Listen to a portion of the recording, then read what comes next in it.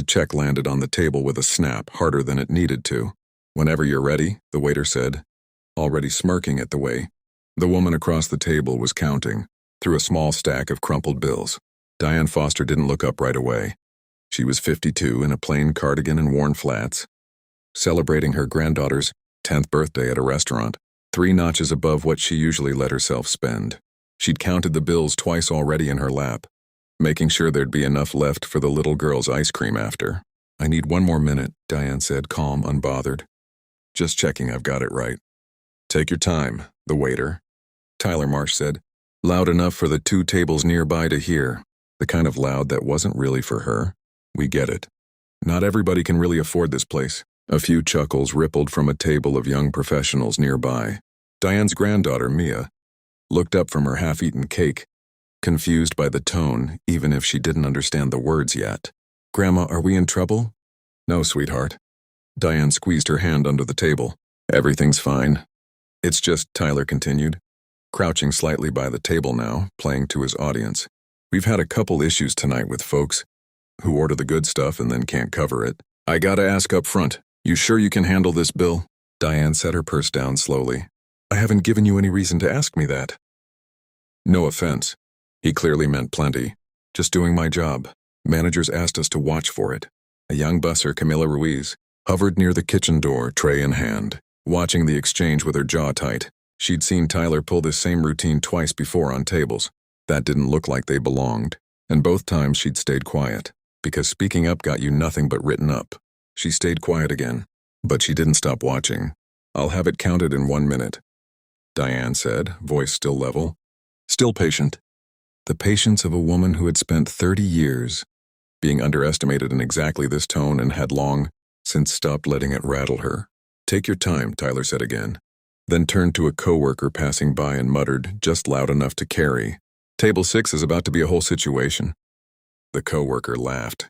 Diane heard every word. She finished counting, laid the bills flat on the table, the exact total, tip included, and looked up at Tyler with an expression that had gone very still. "That should cover it." "Great." He scooped it up without thanks, already turning away. "We'll get you squared up." He came back 4 minutes later, flustered, holding a printed folio. "So actually, there's a problem with the total. Kitchen added a corkage fee I didn't account for. You're actually short by about $40. Diane hadn't brought a bottle of anything. She knew exactly what this was. She'd seen the trick before, decades ago, from men in different uniforms who'd assumed the same thing about her the same way.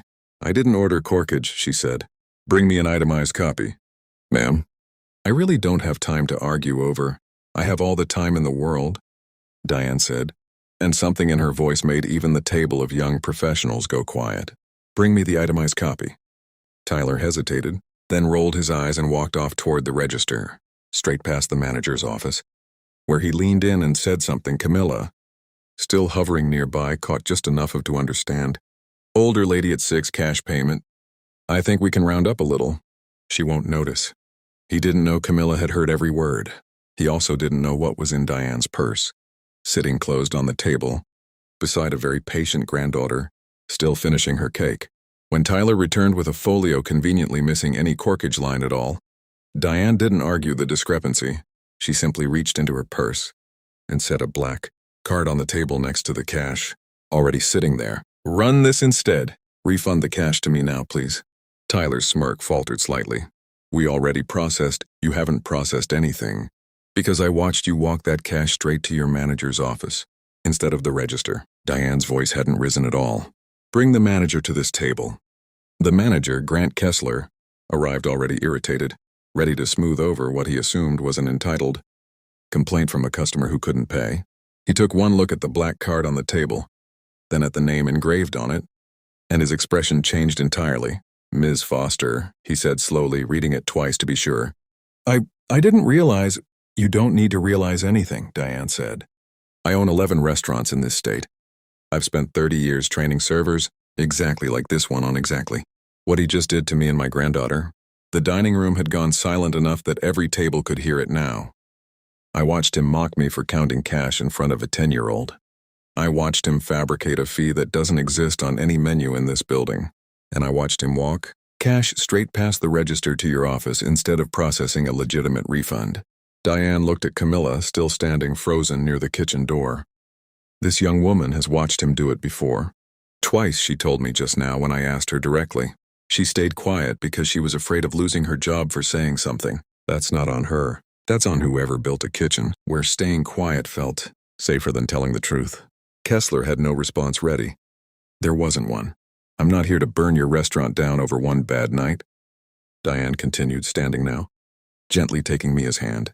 I'm here because my granddaughter just watched an adult decide she and I weren't worth basic decency, and I want her to see exactly what happens next. What happened next didn't take long. The regional franchise owner, alerted within the hour by Diane's own call, pulled security footage that confirmed everything. Camilla had described 2 prior incidents of falsified fees added specifically to tables. The staff had privately joked didn't look like they belonged. Both incidents buried without any report filed.